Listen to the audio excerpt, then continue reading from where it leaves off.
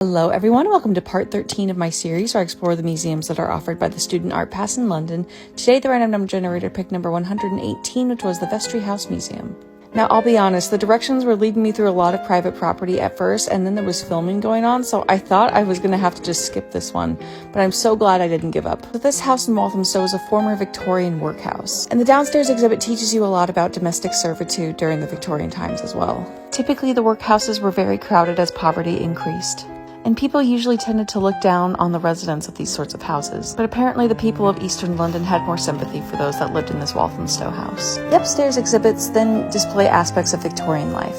For instance, there's an exhibit on toys and the factories that made toys at the time, and some horses that I think may or may not be haunted. And then the other half of the upstairs exhibits displays more of the domestic side of life. Here is the kitchen exhibit, and yes, that is an obelisk of sugar. Here's a display on the household brands that were used at the time.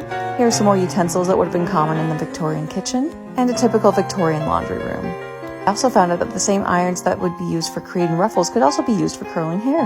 There was a 1940s exhibit specifically about life during the war, and I learned about potato Pete. And then they gave us a glimpse into the typical 1940s household, complete with victory glasses. And I got a free copy of this poster. And then downstairs they also have on display one of the first automobiles in England.